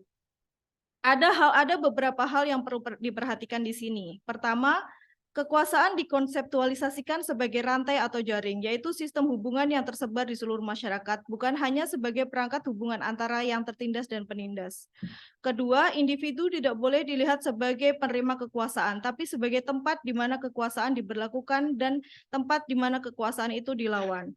Dengan demikian, teorinya tentang kekuasaan memaksa kita untuk mengkonseptualisasi ulang tidak hanya kekuasaan itu sendiri, tetapi juga peran yang dimainkan individu dalam hubungan kekuasaan. Selanjutnya kita akan membahas tentang objek materialnya, yaitu Isinga, sebuah novel karya Dorothea Rosa Herliani. Nah, ini adalah cover dari novel Isinga. Terbit di tahun 2015, Isinga adalah sebuah roman yang berisikan kisah tentang seorang perempuan Papua bernama Irewa. Isinga sendiri dalam bahasa Papua berarti perempuan atau ibu. Novel ini ditulis Dorothea Rosa Herliani dan mendapat penghargaan Kusala Sastra Katulistiwa ke-15 di tahun 2016. Dorothea juga sudah menulis beberapa karya yang diantaranya adalah Nikah Ilalang, Nyanyian Gaduh, Matahari yang Mengalir, dan Kepompong Sunyi. Baik, ini saya kutipkan dari novelnya. Novel ini diceritakan dengan latar belakang di tahun 1970-an di sebuah desa di pegunungan Megafu di Papua yang sangat dekat dengan alam. Nah, ini masyarakat Aitubu mempunyai kepercayaan bahwa matahari dan bulan itu bagikan dua bersaudara. Matahari adalah anak lelaki dan bulan adalah anak perempuan. Bulan datang pada malam hari, ia menanam bibit. Dan bintang adalah mata burung, mata kuskus, mata kodok. Sedangkan yang cahayanya cemerlang itu mata manusia. Selanjutnya saya akan menerangkan tentang alur cerita dari novel ini. Novel ini ditulis dengan latar belakang tempat di wilayah pegunungan Megafu di tahun 1970-an. Di antara pegunungan Megafu itu terdapat sebuah kampung yang terpencil, yaitu Kampung Aitubu. Sebuah kampung yang terpencil. Nah, di kampung itulah tokoh utama dalam novel ini tinggal, yaitu Irewa, anak seorang pemangku adat. Irewa jatuh hati kepada Meage, seorang pemuda yang pandai bermain tifa. Kedua keluarga sudah menyetujui hubungan Irewa dan Meage, tetapi mereka belum dapat menikah karena saat itu Irewa belum menstruasi, masih sangat kecil. Kemudian setelah beberapa lama kabar bahagia itu datang karena ternyata Irewa sudah menstruasi. Orang tua Irewa menyiapkan upacara ritual menyambut menstruasi karena bagi masyarakat Aitubu tanda bahwa jika perempuan sudah menstruasi itu artinya mereka sudah siap menjadi ibu, sudah siap menjadi perempuan yang dewasa yang dapat dibuahi dan melahirkan anak. Nah, ketika upacara itu berlangsung, mengharuskan Irewa untuk tinggal di rumah dalam beberapa hari. Ketika ayah dan ibunya pergi, Irewa tinggal di rumah sendiri. Namun sayangnya, tidak diduga, Irewa diculik oleh seorang duda dari kampung sebelah, dari kampung Hobone yang bernama Malom. Malom ini telah melamar Irewa beberapa kali, tapi Irewa menolak karena Irewa lebih menyukai Meage. Karena penculikan itu akhirnya terjadi perang antar perkampungan Aitubu dan Hobone. Malo mengusulkan untuk menjadikan Irewa sebagai Yonime atau juru damai dari kedua kampung yang telah lama berseteru dengan cara menikahinya. Meskipun Irewa sedih dan tidak mau dengan keputusan tersebut, tetapi dia tidak bisa berbuat apa-apa. Mereka tetap menikah dan Irewa harus merelakan Meage. Pernikahan Irewa rupanya bukan hal yang ia inginkan, dan dia sangat mengalami kesulitan yang besar karena menikah dalam kepercayaan masyarakat Aitubu, perempuan itu tidak hanya mengurus pekerjaan domestik, tetapi juga mengurus perkebunan, mengurus peternakan, sedangkan yang laki-laki hanyalah berburu. Jadi sangat besar sekali beban domestik yang ditanggung oleh perempuan ketika menikah. Di samping itu, perempuan juga harus wajib melahirkan anak yang banyak. Karena anak bagi masyarakat Aitubu, anak perempuan itu mendatangkan mas kawin, dan anak laki-laki itu sebagai prajurit atau modal perang. Kesulitan alam dan akhirnya berdampak pada hasil bumi. Karena makanan menjadi tidak cukup, Malom sering marah karena tidak tersedianya makanan yang cukup. Karena kemarahan tersebutlah Irewa sering sekali dipukuli dan menjadi korban KDRT dari suaminya. Irewa sangat putus asa dengan keadaan tersebut dan dia telah berpikir bahwa dia akan bunuh diri. Sebenarnya fenomena bunuh diri bagi perempuan di Pegunungan Megavu itu bukanlah hal yang baru, karena banyak perempuan yang bunuh diri dengan cara lompat ke sungai. Namun saat Irewa akan melakukan itu, tiba-tiba ia ingat bahwa ada anak-anaknya yang harus dia jaga dan ia harus bertanggung jawab kepada anak-anak tersebut. Sekian tahun berlalu ketika kampung Hobone, tempat tinggal Irewa itu semakin berkembang karena ditemukannya kayu gaharu di sana yang sangat banyak sehingga mendorong orang dari luar Papua untuk datang, maka wilayah tersebut juga akhirnya berkembang. Dibangunlah sebuah distrik yaitu distrik Yar. Dan di sana juga ada pasar. Nah, Irewa yang sangat hidup kesusah dalam pernikahannya tidak mau berpangku tangan hanya dengan berpasrah. Ketika ada pasar, dia mulai untuk berjualan dan ingin mandiri secara ekonomi karena harus menyekolahkan anak-anaknya. Dari sana, bersama saudara kembarnya, Dr. Jinggi, Irewa juga melakukan sosialisasi tentang HIV dan AIDS akibat keprihatinannya terhadap merajalelanya penyakit itu di wilayahnya. Irewa mendirikan Ruang Maria untuk pusat kegiatan perempuan melalui kerjasama dengan Ibu Camat. Sementara Malom tidak mau bekerja dan hanya hidup berfoya-foya. Irewa memilih untuk bangkit dan bermanfaat untuk perempuan-perempuan lainnya. Untuk ending ceritanya, mereka tidak berpisah dan Irewa tetap bersama Malom, tetapi dia memilih untuk dapat bermanfaat karena keprihatinannya tersebut terhadap penyakit HIV/AIDS yang sangat merajalela saat itu. Baik, selanjutnya, bagaimanakah perspektif Foucault dalam melihat novel ini? Di sini saya menuliskan bahwa sebenarnya relasi kuasa itu yang bersumber dari adat istiadat yang dipangku. Karena laki-laki di sana punya akses pengetahuan. Selain laki-laki memang lebih berkuasa dan laki-laki diberikan akses yang lebih terhadap pengetahuan. Perempuan banyak sekali tidak diikutsertakan dalam dalam pengambilan keputusan adat, misalkan dalam upacara ataupun rapat-rapat adat. Misalnya ketika keputusan Irewa dipilih untuk menjadi Yonime, Irewa tidak pernah dilibatkan dalam pemilihan tersebut. Keputusan tersebut dihasilkan oleh laki-laki, yaitu Malom dan ayah Irewa. Kemudian nilai-nilai tersebut termanifestasi menjadi sebuah wacana. Konstruksi sosial yang termanifestasi dalam nilai adat istiadat menghasilkan sebuah diskursus yang dipegang bersama oleh masyarakat. Diskursus yang berulang-ulang akan menyebabkan terbentuknya sebuah wacana. Berpangkal dari sinilah wacana tentang seksualitas perempuan akan dimainkan. Seksualitas perempuan telah diatur sedemikian rupa. Masyarakat Pegunungan Megavu mempunyai berbagai nilai tentang bagaimana menjadi perempuan yang baik. Nah, kekuasaan ini merupakan hasil dari pelanggengan dari nilai-nilai yang terwacanakan secara mapan dan terus berulang. Representasi dari ini pertama saya bagi menjadi nanti ada 3 bahasan terkait relasi kuasanya. Pertama adalah relasi kuasa dalam adat istiadat.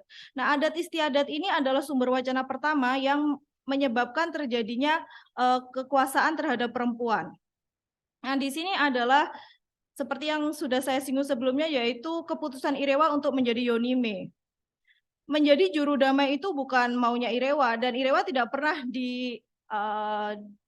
diikutsertakan dalam pengambilan keputusan, tetapi ia harus patuh terhadap keputusan tersebut, karena adat telah mengatur bahwa menjadi Yonime adalah hal yang baik dan tidak ada ruang bagi Irewa untuk menolak, untuk mengatakan argumentasinya. Kemudian selanjutnya adalah ajaran tentang cara menjadi perempuan yang baik.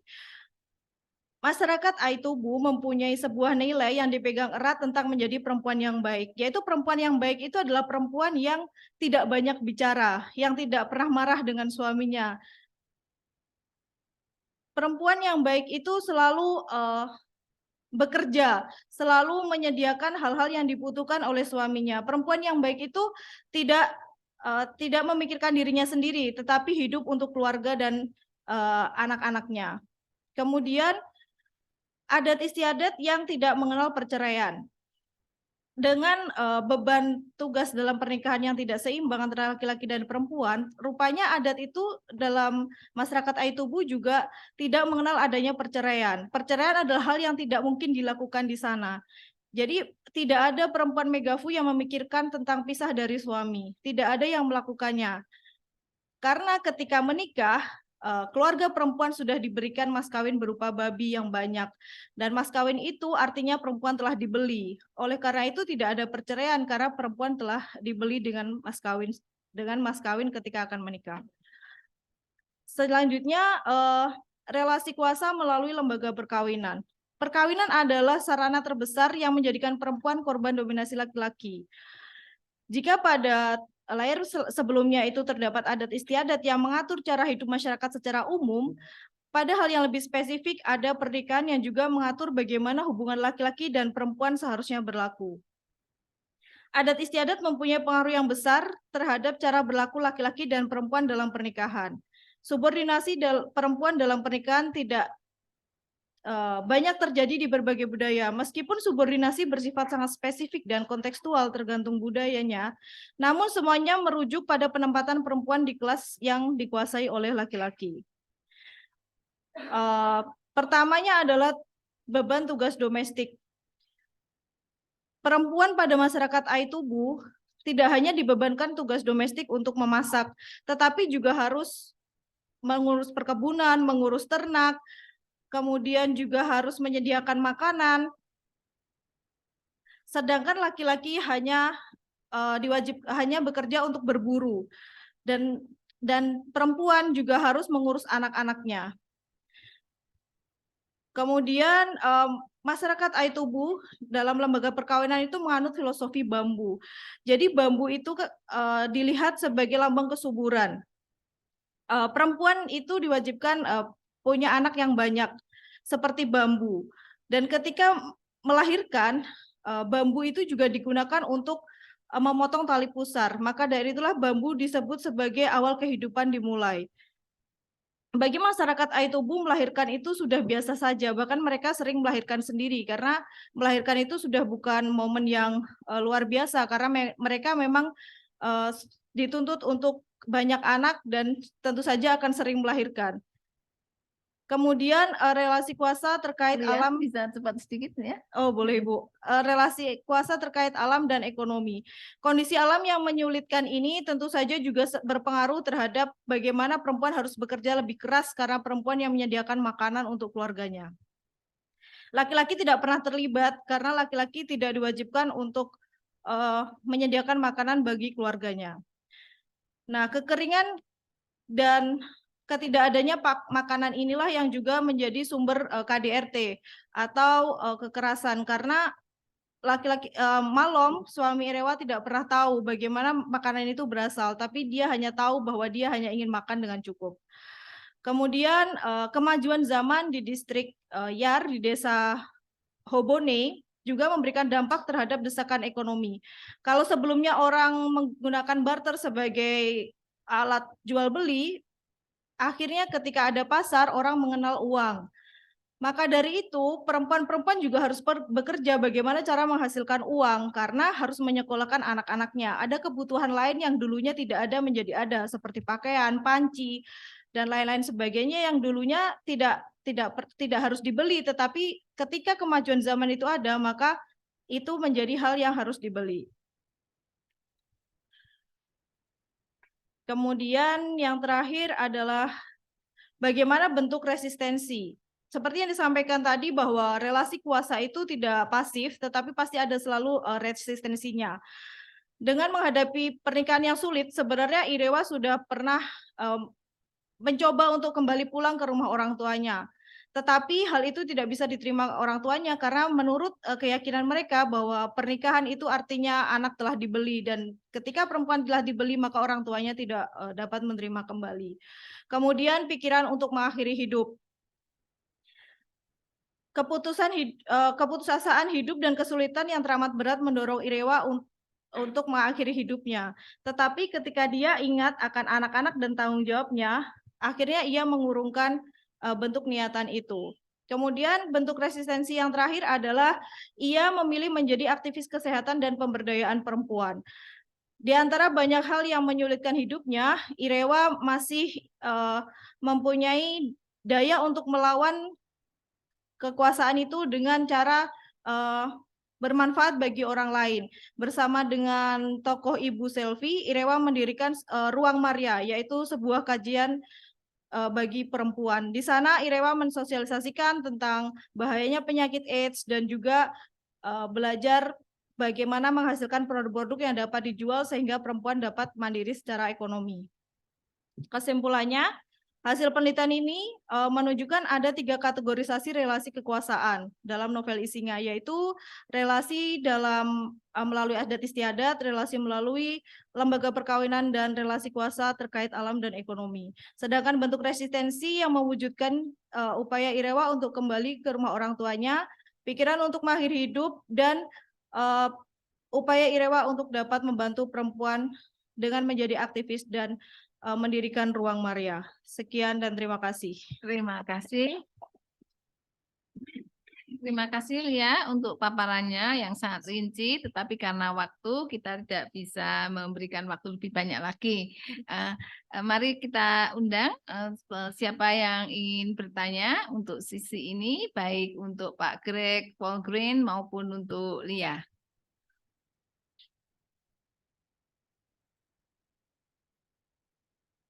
Question time. Right? Yes.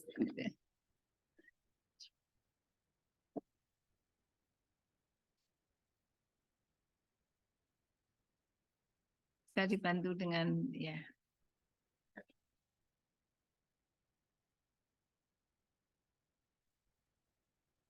Silakan disampaikan dengan singkat dan ditujukan kepada siapa, Mas penanya? Okay, thank you for this time. My full name is Demianus Naepa, and call name Demi. I am a student of geological engineering, UPN, Master of Geological Engineering, and I focus to geoheritage and geological environment. And I referred to my small village in Paniai. You know, Paniai, Nusa Lake, and then around it about geoheritage and geo-environment. And now I am semester, and about this discussion, I ever discussed together with Mr. Dr. Greg, and many years ago, about incubus of intervention. So I appreciate to Greg because I am one of students from Papua, and I know about, I think this historical of West Papua, and Indonesian academic never said more about historical of Papua, especially prepared and political intervention of United Nations and American and other countries. So, yeah, I read a book ordered by Dr. Greg, Indonesian version and English version, and I ever read it all from first page until end. And then, but I have one question that maybe Alan Dulles, a Central Intelligence from America, he ever secret network with Indonesian military, maybe Suharto and his colleagues, colleges. And then maybe Kennedy also have other networking with first president of Indonesia, Sukarno. This is a political network from Indonesia to America about claim to West Papua. I think like that. And I asked to Mr. Dr. Greg, please explain more about that. Thank you. Okay. And then dan kan yang tadi apa terkait dengan Isinya. Nival itu apa itu multi suku, multi budaya, jadi different, jadi berbeda-beda ya. Mungkin itu di Papua Barat ya, di Provinsi Papua Barat dan sekarang. Dan memang soal penindasan terhadap perempuan ini ciri ya, sosialis ya. Tetapi saya tidak ke arah itu. Tapi saya juga ingin tahu tentang ini. Novel ini penting. Jadi sejauh mana hubungan penulis ini membangun diskusi dengan perempuan generasi muda Papua. Bagaimana? Karena ini mereka yang sedang alami juga persoalan ini. Jadi mungkin ada rencana-rencana atau pandangan-pandangan yang bisa berikan seperti itu. Itu yang saya bisa sampaikan dan terima kasih. Thank you, Pak Denny Naipa. So, Pak Greg, questions on the two sets of double dealing, Indonesia and America, Kennedy and Indonesian president probably, and Alan Dulles with the military. Yes. How are you? Thanks for the question. There's quite a big difference, I think, in understanding of Indonesia between Alan Dulles and JFK. And I think the strongest indication of how deep Alan Dulles went was to say that he was involved in Indonesia in the 1920s. In the 1920s, that's when Kennedy was still a baby, basically. In the 1920s, Alan was already a top lawyer for the Rockefeller Oil Empire. The Sullivan and Cromwell was their legal firm. He was the top lawyer in Sullivan and Cromwell, and he defeated in a law case the top oil mogul for the Netherlands East Indies. So he was just a young lawyer, a brilliant young lawyer in the 1920s. And then Kennedy, by contrast, really did not become involved in Indonesia until he was president. He was involved in the Guadalcanal. He was in the war period. He was a young Marine officer or Navy officer, but that's over in the Pacific side. He didn't come to Indonesia. But in the 1960s, Kennedy was what you might call the new boy on the block. You know, he didn't know anything about Indonesia really. He certainly did not know about the gold. Neither did Sukarno. But Alan Dulles knew about the gold. In fact, he was the man who set up the company that found the gold. And Luns, I mentioned Luns before, Joseph Luns, he knew about the gold. But the stark contrast between Dulles and Kennedy was that one had a long-term plan and one had an immediate political plan, I suppose. Kennedy's plan was really Southeast Asia, and he realized he couldn't do anything in Vietnam, Laos, Cambodia, unless Indonesia was on side in the Cold War. So he focused on Indonesia first, on Sukarno. Dulles, wow, he was involved in intelligence, already working in US intelligence before Kennedy was born. So that gives you a really, I think, the strongest contrast between the two in the 1960s. Would that answer your question? Maybe. The role in the military was that Alan, after his role in 1958, in the Outer Islands Rebellion, PRRE, he started training Indonesian army officers. And by the time of 1965, even though Dulles was out of office after Kennedy, he was still very powerful in intelligence. By 1965, two-thirds, at 66% of the Indonesian army officers had US training. So that's the link between the aftermath of 1958 of Alan Dulles's involvement. He was preparing for regime change, and it worked. Kennedy just got in the way. That's it. Thank you. Okay, thank you, Pak. So it's the devious devil and plain boy. Yes. Oke, Lia, apakah kebetulan mengetahui apakah Dorota Rosa membuat penelitian sebelumnya? Karena suku-suku di sana banyak. Baik, terima kasih atas pertanyaannya. Sekilas saya membaca dari artikel tentang latar belakang penulisan ini, memang penulis melakukan riset di lokasinya.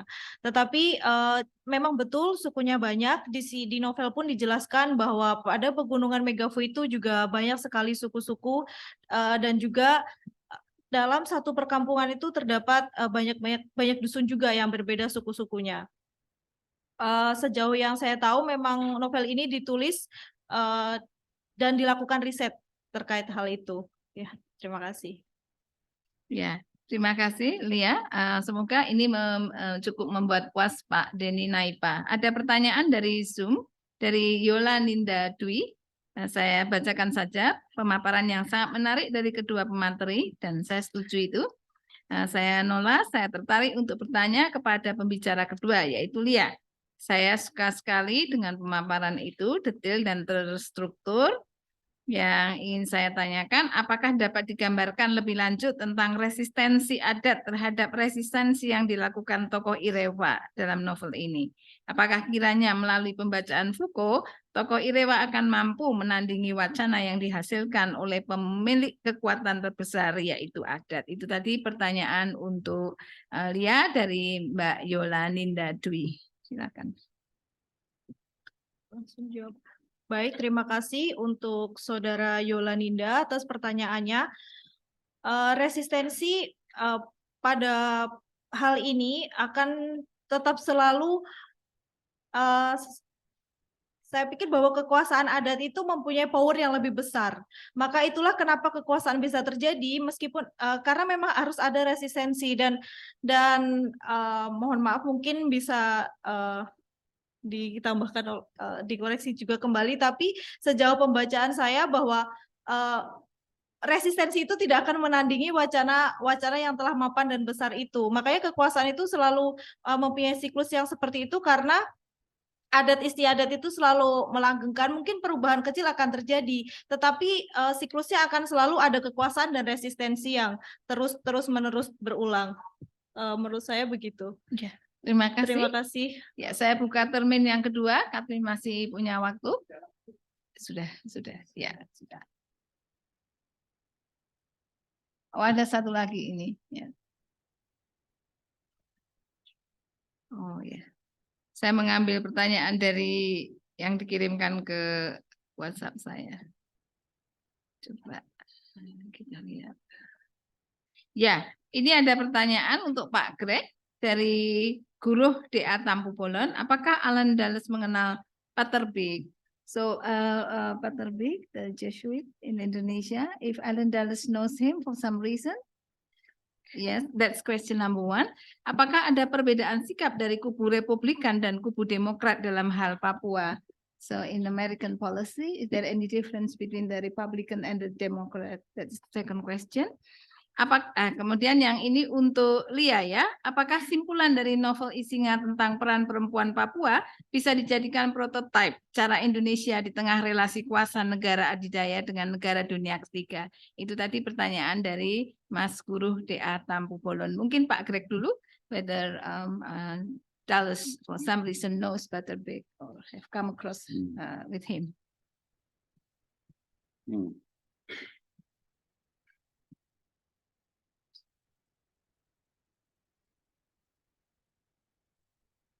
Right, okay. I haven't come across Beck's links with Dulles, but Beck was linked with, I think, Santa Maria, who was, my uncle used to work for him.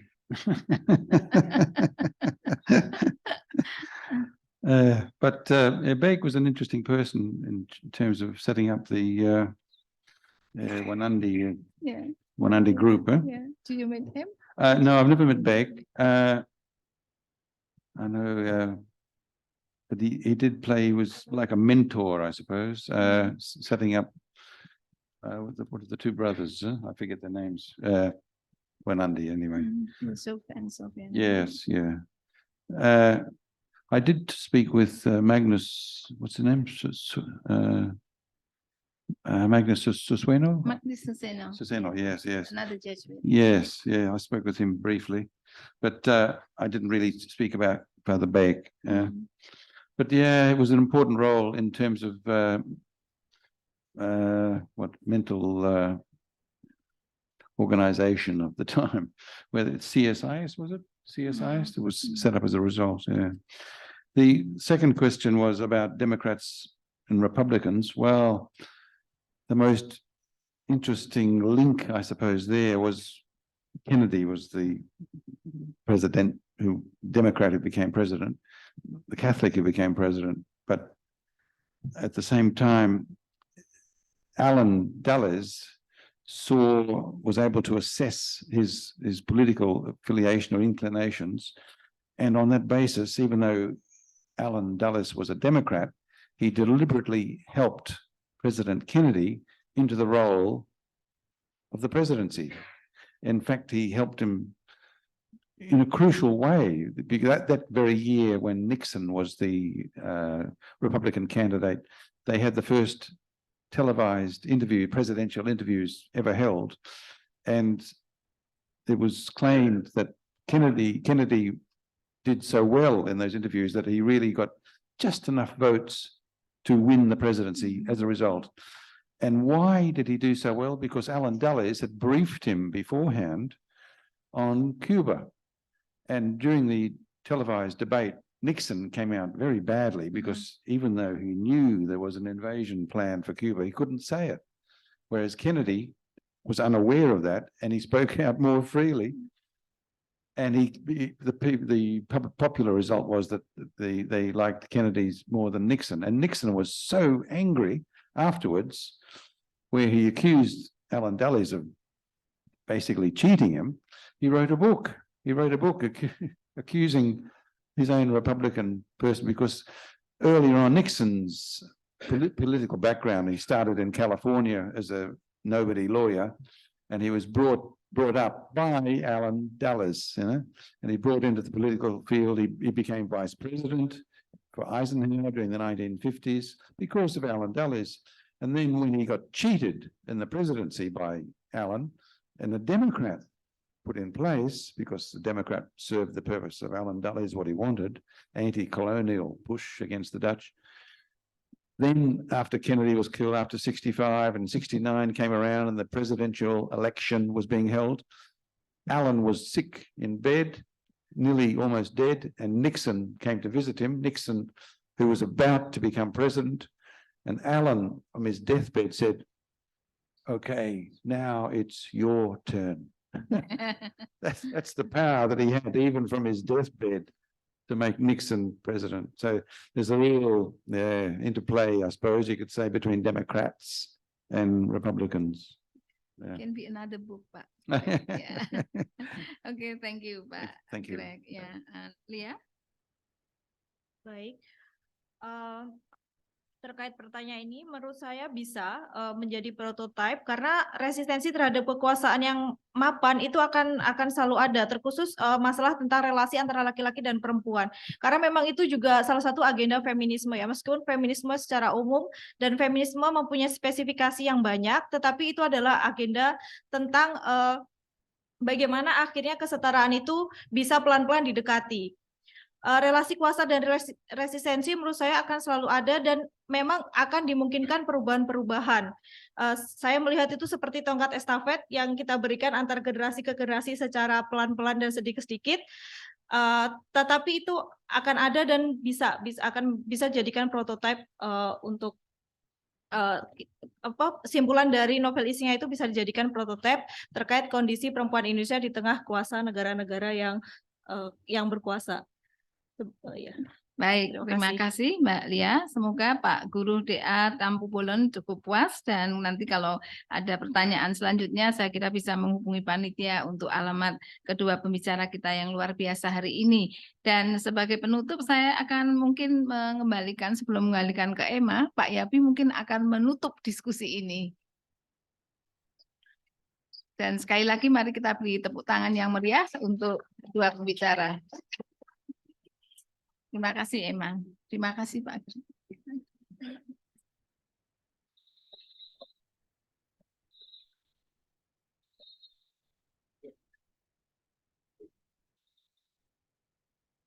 Saya atas nama Pusdema, tentu atas nama Romo Baskoro mengucapkan banyak terima kasih untuk diskusi yang luar biasa. Terima kasih karena ada kehadiran dua peserta dari Papua dengan pertanyaan yang cukup bagus. Saya senang sekali. Dalam pengantar tadi saya katakan bahwa saya ingin banyak orang Papua yang hadir dalam diskusi ini karena Pak Paul Green ini punya banyak sekali informasi tentang Papua. Dan diskusi kita hari ini memang mengkhususkan tentang Papua, meskipun hanya dua mahasiswa yang hadir, saya senang sekali. Topik juga yang dikemukakan oleh si Lia ini juga sangat menarik ya, bagaimana resistensi perempuan Papua. Mungkin yang dihadirkan tadi itu resistensi yang bersifat sporadis, individual. Mungkin perlu digali apakah ada resistensi yang terstruktur ya, mungkin melibatkan perubahan adat, melibatkan gereja atau melibatkan para feminis di dalam perubahan posisi perempuan di tengah-tengah pergulatan bangsa ini, pergulatan orang-orang Papua juga. Saya ucapkan terima kasih. Thank you for Pak Greg for your presentation, which reveals so many things that are missing from Indonesian history or Indonesian memory. Ada banyak hal tadi dalam diskusi yang penting yang dikemukakan oleh Pak Greg. Banyak sekali pengetahuannya yang terungkap dalam makan siang juga tentang tragedi Cikini misalnya. Yang di Indonesia itu kita sebut sebagai tragedi yang di mastermind oleh orang-orang orang-orang Indonesia sendiri dan tidak ada hubungannya dengan Ellen Dulles. Padahal dalam presentasinya itu sangat jelas Pak Greg itu mengatakan bahwa CIA itu ada di balik usaha-usaha pembunuhan terhadap Soekarno dan mungkin juga peristiwa Cikini. Tadi kalau ada tidak hubungannya, saya ingin tanya itu detailnya juga tentang Subandrio. Ya, Subandrio juga saya punya informasi tentang itu yang masih misterius. Jadi banyak sekali persoalan-persoalan sejarah yang hilang. Kita sangat bersyukur kita bicara tentang sepenggal sejarah Indonesia, sejarah Papua yang hilang. Dan hal yang hilang itu ternyata mempunyai dampak yang sangat besar dalam sejarah Indonesia. Saya senang sekali dengan diskusi kita pada hari ini. Semoga kita akan ketemu lagi dalam pembicaraan berikutnya. We will arrange another talk maybe next year. I think this topic is very interesting. Ya, terima kasih juga Prof. Novita Dewi, terima kasih Lia, semuanya. Terima kasih juga yang hadir di sini dan juga yang hadir melalui media Zoom. Terima kasih Pak Yapi. Sekali lagi kita beri tepuk tangan atas pemaparan yang sangat luar biasa. Sebelum saya menutup acara pada hari ini, ada sesi penyerahan kenang-kenangan kepada kedua narasumber, kepada Bapak Greg dan Kak Pangesti. untuk maju ke depan. Thank you.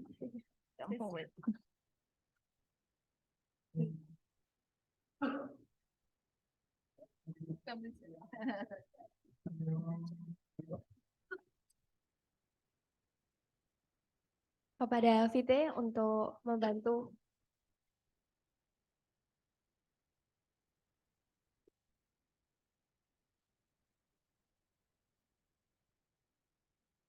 Yang pertama kepada Bapak Greg Paul Grain yang akan diserahkan oleh Yapi.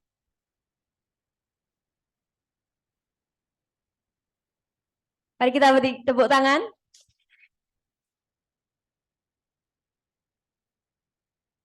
Dan yang kedua kepada Kak Pangestina Prilia Syekh Nur Putri. Sekali lagi kita beri tepuk tangan.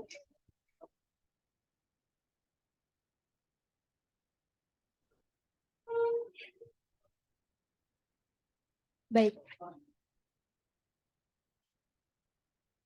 Baik, terima kasih banyak juga kepada Ibu Novita Dewi telah memimpin jalannya diskusi pada siang hari ini. Juga saya berterima kasih sebesar-besarnya kepada para hadirin dan juga yang telah berkumpul di sini walaupun dari virtual maupun secara langsung di ruang seminar LPPM. Saya sebagai pembantu acara mewakili seluruh panitia memohon maaf apabila terdapat kesalahan dalam berucap maupun berbuat.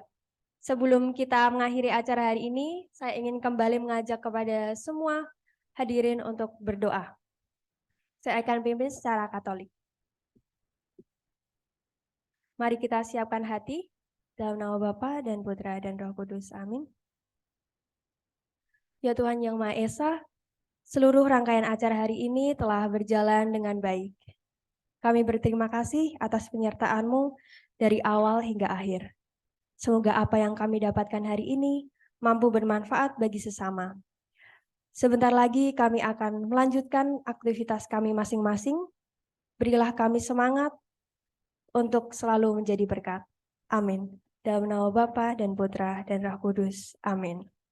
Baik, sekali lagi saya ucapkan terima kasih. Saya Rafaela Emma, pamit undur diri. Thank you.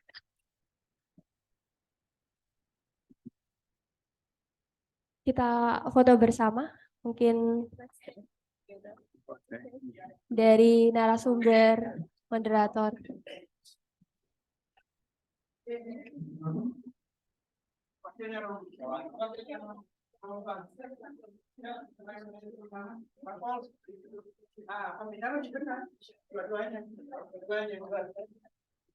Oke.